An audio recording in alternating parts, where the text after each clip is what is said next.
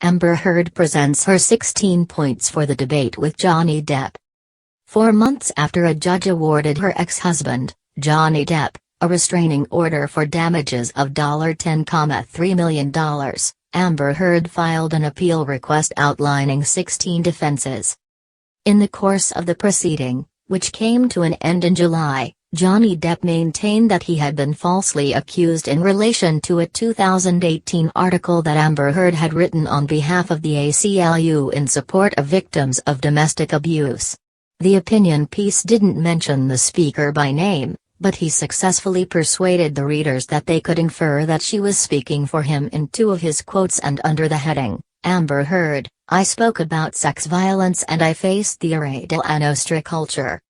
Due to Adam Waldman, Depp's attorney, calling Heard's allegations of abuse bufala, the court further awarded Heard $2 million in damages for her counterclaim.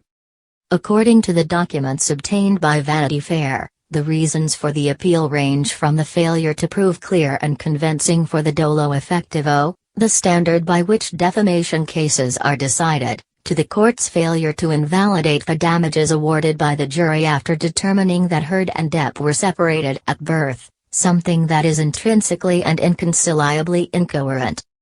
The shocks were few because some of the reasons had already been mentioned in court or in Elaine Bredehoft's subsequent interviews regarding the case. Numerous conversations with professional medical professionals, dependent patients, friends, and family members are among the many things that need to be done in relation to evidence that it wasn't supposed to be there and evidence that it was supposed to be there. Another point states, the tribunal made a mistake by allowing Mr. Depp to support or suggest that the court would have the authority to award damages based on statements or conduct that occurred prior to publication. In other words, Depp was making a case for the article and maintained that he had lost his job and would have to suffer damages as a result of his actions. But the speaker has led the jury members to believe that Heard was under investigation for statements or events that occurred before the publication of this article in the Washington Post in 2018.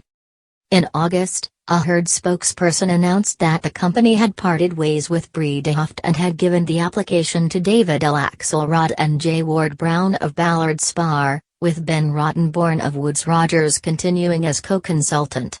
Instead, Ballard Spahr defended the New York Times against the allegations of defamation made by the former candidate and current Vice President Sarah Palin, winning the case and suggesting that it might have helped to sway the court's ruling on the First Amendment's rights. A representative of Heard stated to Vanity Fair in August that a different tribunal judges a different representation, particularly because today so many new proofs are coming to light. The Virginia court has received the documentation regarding Depp's appearance in the United States.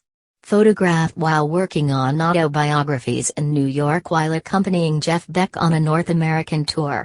On March 14, a concert was held in New Jersey as Amber Heard was being photographed for the final time in Spain.